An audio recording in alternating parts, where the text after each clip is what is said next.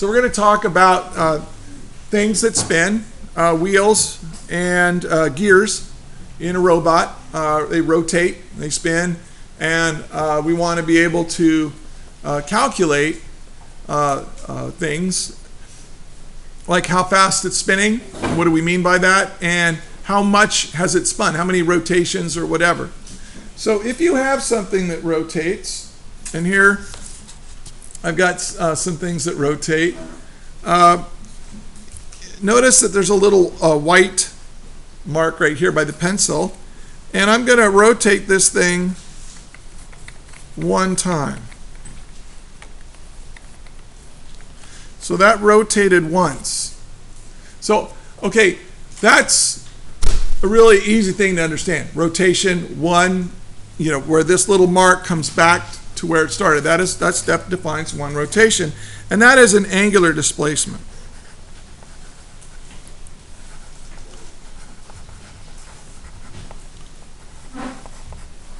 Okay, so if you have, and I'm just going to draw gears like they're wheels. Okay, and that's a darn good circle, if I do say so myself, freehanded. And so if this thing starts here, and then you turn it, and it ends up back where it started from, that is one rotation. Sometimes we call it one revolution. A rotation, revolution, interchangeable. They mean the same thing. But let's say this thing, and you've done this before in like your geometry classes and so on. We also know that one rotation, well, what if this thing rotated from here over to here? So, well, it didn't go through an entire rotation. It went through a fraction of a rotation. And usually, like if we said, well, this is 30 degrees, we have degrees. So, and I think you recall that in one circle there are how many degrees? Okay, so one rotation is equal to 360 degrees. Okay, so and we call this an angular displacement. An angular displacement, the variable we're going to use for angular displacement is delta, as in something changed. Whenever you see a little triangle here, that means, hey, something's changed. Well, what's changing? The angle, theta. So if the object was right here, you can say the angle is 0, and then it came up to here, so it changed by 30 degrees. Or if it went all the way around, we can say it changed by 360 degrees, or we can say it changed by one rotation. Okay, now, there is another very important way of measuring how much you've changed your angle. That's what we mean by angular displacement. How much we've changed, how much this thing has spun, how much it's rotated, whatever. There's another way, and that is using what we call the radian.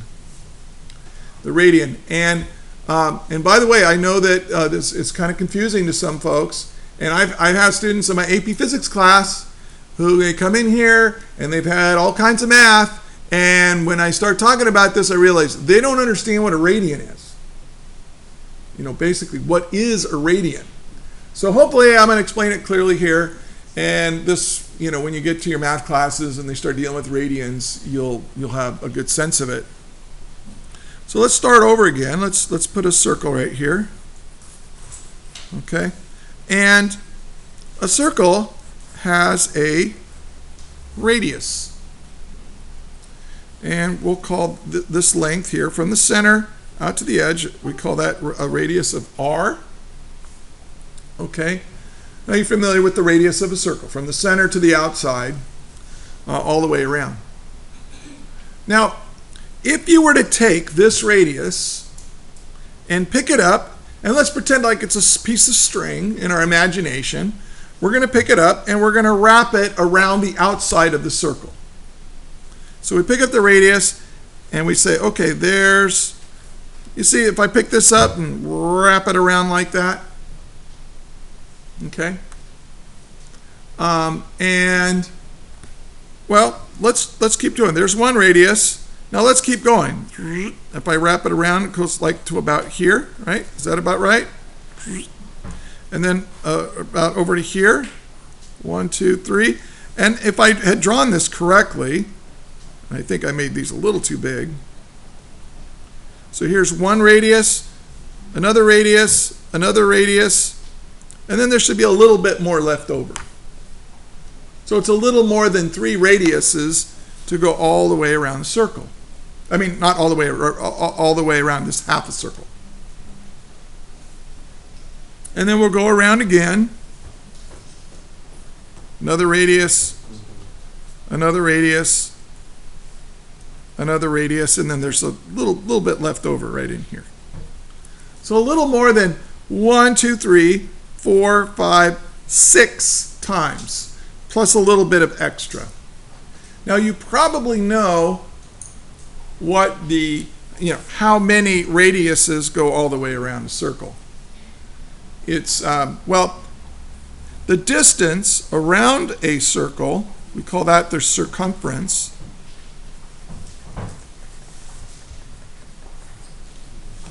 And the circumference is known to be, well, let's start with the basic thing here. What's the distance across a circle? It's called the diameter. And a diameter is twice the radius. And one of the most profound ideas, one of the most interesting things that we've discovered about our universe is that in our universe, in our three-dimensional space, if you draw a circle and you wrap the diameter around it, it will go around 3.141592 blah blah blah. It's a times times the diameter. So it's a little bit more than 3 times the diameter all the way around a circle, and it doesn't matter. Thank you. Let me zoom out a little bit. And it doesn't matter how big or small the circle is. They're proportional. They're proportional. If you make the circle with twice the diameter, it'll have twice the circumference, and so it takes the same ratio to go all the way around. In other words, this number right here, which of course we call pi, we abbreviate that with a Greek letter pi. It's how many times the diameter goes into the circumference. I mean, pi, by definition, is the circumference divided by the diameter of a circle. That's how we defined it. Okay. Now, the radius, but I really want to get into the radius here. The radius is half the diameter, and so we can say that, well, if we go back here, we can say that the circumference is equal to pi.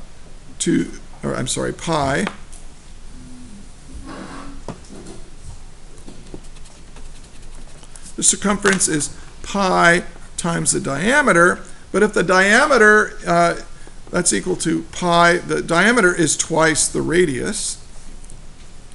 And of course, we get to the very famous idea that the circumference is equal to 2 pi times the radius. Now, 2 times 3.14 is 6.28. 6.28. So about 1, 2, 3, 4, 5, 6, and then this is about a little over a fourth of a radius to go. So really think about it. Really try to understand what we mean by, pi and so on. Well, here's what we mean by a radian, then. Because what we want is a measure of angle here. A radian is a measure of angle. So if I take let me just start over here. We have a circle.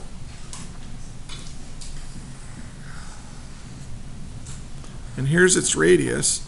And we wrap that radius around like this.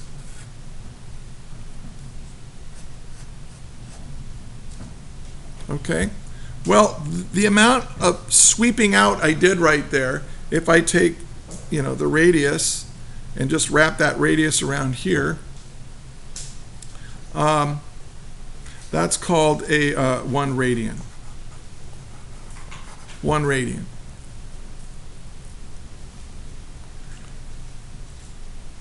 Is the angle that's swept out if I wrap the radius around the circle. Now, why do we have to deal with radians? I mean, degrees and revolutions, aren't those good enough? Well, when we're going to deal with torque, we need to use radians. It turns out that radians is the measure of angle and so on that we need to use when we're dealing with torque.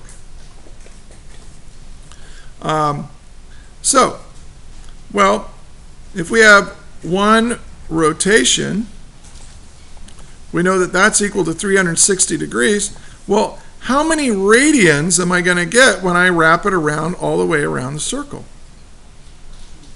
I'm going to get 2 pi radians. Now, RAD is an abbreviation for radian. How many of you have seen that before? You have seen radians in your math class before. You saw it in when did they teach you radians the first time? In AMA or AM? Honors geometry? They talked about it. But like some of you have had math 1, 2, and 3 now, right? Did they do it in math 2? Math 3? But you've seen this before. Maybe. Okay. All right. So if I say, if I have 1 rotation or 1 revolution equals 360 degrees equals 2 pi radians. So this right here I'm going to use to convert from one measure of angle to another. I just use this one. There might be some that are a little bit easier or whatever, but this is what I use because I understand this. There's 6.28, radiuses wrapped around a circle. It's just a property of our universe. 2 pi radians radiuses wrapped around a circle. There's 360 degrees. Why did they do that? I'm sure there's a story about why they divided up a circle into 360 equal wedges, very skinny little wedges, to go around a circle. I think it's because you can divide it into 4, you can divide it by 6 and by 8, and it's divided by a lot of things. So it's a very easy number to divide things up into degrees.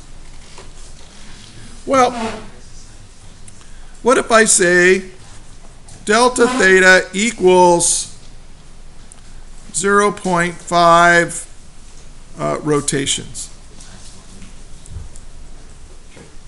Okay, now what does that mean? That means my wheel has turned around from here. It's 0.5 is half a rotation over here. Well, let's look at it. I think you can see how many degrees did it rotate through without doing any calculation. Let's just think about it. If it goes from here over to here, if all the way around is 360, what is this halfway around? 180 degrees. Does everybody see that? You go around halfway, you've got 180 degrees. It's rotated through that much angle as it goes around the circle. Okay. How many radians did it go through? Yeah, well, 1, 2, 3, and a little bit more, which is pi. But let me show you how to do it. You do it with unit conversion. And because I'm going to give you really odd angles and odd radians and odd rotations, things that aren't this easy. So this is how I would set it up. Let's say I want this to be in radians. And so I give you a number of rotations. How many radians is that? Well, I do a unit conversion. And I say 0.5 rotations, I put it over 1. And then I say, well, I know that one rotation is equal to 2 pi radians. And rotations will cancel, you end up with radians. So 0.5 times 2 pi is pi radians. And usually, well, we can leave it as pi radians. So it's pi radians, but let's just say it's also equal to 3.14 radians.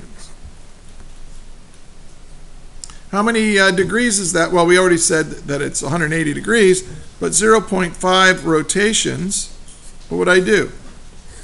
One rotation is 360 degrees.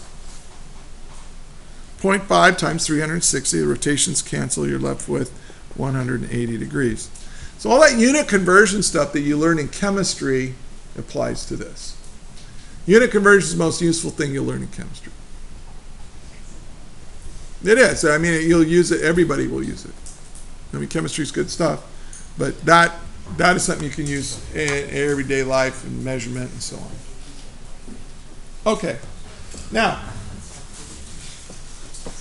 so you're gonna do some conversions. Well, let's do some other things like this. Let's say you did 12 rotations. Equals how many degrees? Equals how many radians? 42 pi. 42 pi? Yeah. So 12 rotations over 1.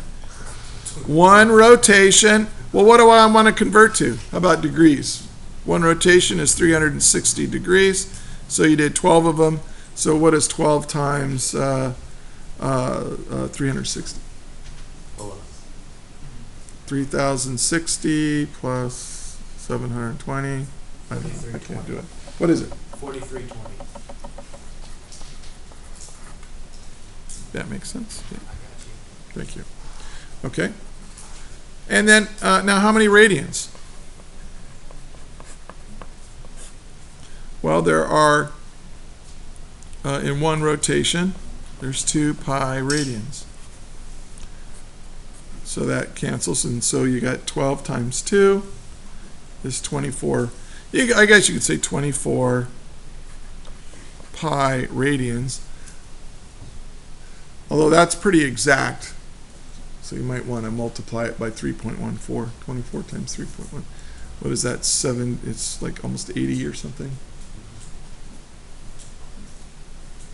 I'll let you do that. But I mean, what if I had... what if something rotated through 73 degrees of rotation? What is that in rotations? What is that in radians? Well, 73 degrees, you put it over 1. Now what do I want to get rid of? I want to get rid of degrees. So I divide by the 360 degrees equals 1 rotation. So 73 divided by 360 is my answer. And I didn't find I had enough to actually, oh, there it is. 12027. 7 rotations, okay. And then in radians, put it over 1. Say there are, well, we have 360 degrees. I want to get rid of those. That's equal to 2 pi radians. Now you could, if you want, just put pi over 180, like reduce the fraction or whatever. That's okay, you can do that. So 73 divided by 360 times 2 times 3.1415, and I got 1.27. 1.274 or 1.3 radians if you want to keep it to two significant figures. But you can see, just like you do with anything else, you can use unit conversions to figure this out.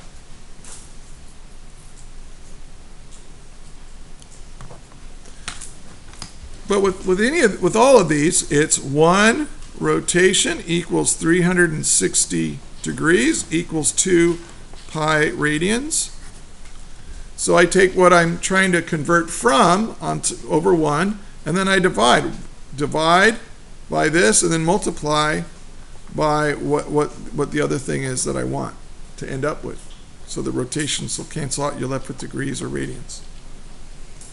Or if I start off with degrees, I divide by the 360 and then multiply by either one of these two. Okay? So it's pretty easy to go through different ways of measuring angle. And look, notice you can have quite a large angle, 4,320 degrees. Wow, that's a lot. And they just keep adding up. Okay, now let's talk about angular velocity.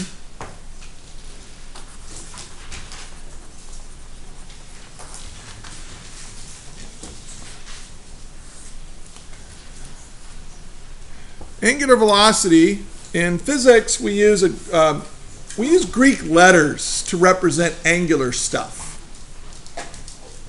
Like theta is a measure of angle. Well, what is angular velocity? Angular velocity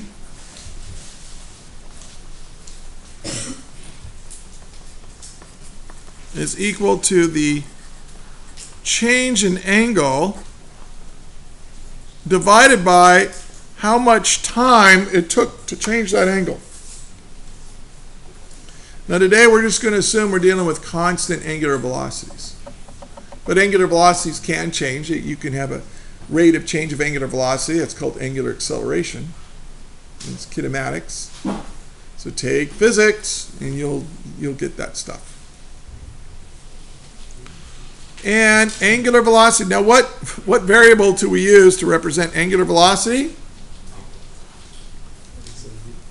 It looks like a W. But it's not. It's a Greek letter omega. That's a lowercase omega.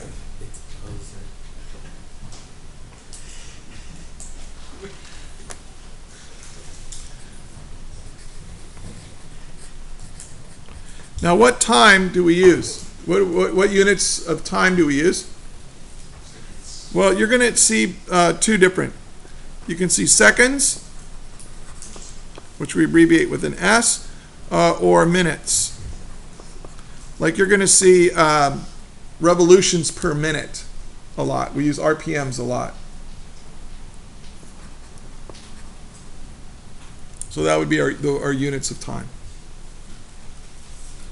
If you write a W, will you get it wrong? Yeah, it's like this. It's omega. It's wrong, totally wrong. You write it with a W. So It offends me. it's like a Walgreens symbol. Okay, so, but look, this is an equation. So you can manipulate that equation, and you can say that angular velocity equals the change in angle over change in time, but you can multiply both sides by delta t and get the change in angle is equal to the angular velocity times the change in time. And so this you can use to solve problems. Like if you know it's spinning, let's do an example. Let's suppose you have a wheel. Oh, thank you. We have a wheel, and let's say that the wheel is spinning at a rate of 40 rotations per second. And let's say the time it takes, let's say it spins at 40 rotations per second for 20 seconds. So that could be what's given. Let's find let's find delta theta.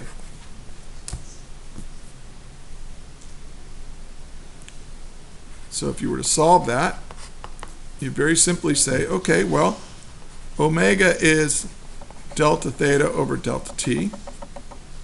But I'm trying to find delta theta, so delta theta is equal to omega times delta t. I just multiply both sides by delta t.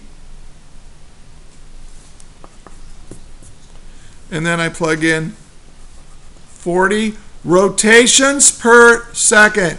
Show your units, because I'm really going to try to screw you up with units on these problems. I'm going to give you revolutions per minute, and you're going to have to convert that to radians per second, or how many radians, or how many degrees. So it's kind of tedious. And then delta t, what is that? Well, 20 seconds. And so you say, oh, the seconds cancel, so seconds. I'm left with rotations. That's cool. 20 times 40 is 800. Right? Yes, 800 rotations. Now, this is a useful thing to know.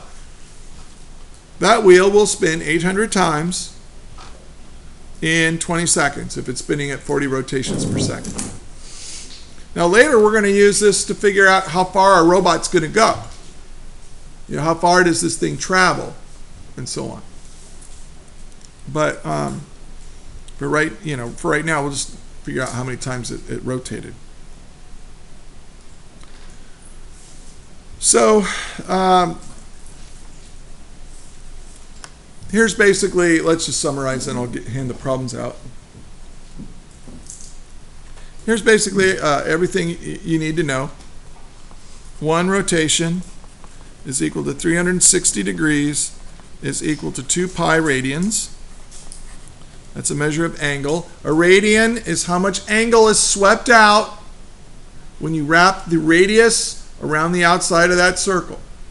So it's how many, if I say, something has an angle of 2.4 radians, that means you took 2.4 radiuses and wrapped it around the outside of the circle, and then you see how much angle it swept out. That's what that means. So you need to do this to be able to convert. And then you need to have and then you could say, well, the angular velocity is equal to the change in angle in whatever units, the rotations, degrees, or radians, divided by time, and those are going to be either in seconds or minutes. And so this is the stuff you're going to use to solve these problems. Just a second. Where'd they go? Can I just get a poster, please? Okay. Any questions? I'm recording this. Any questions? Okay, I'll hand the problems out right now.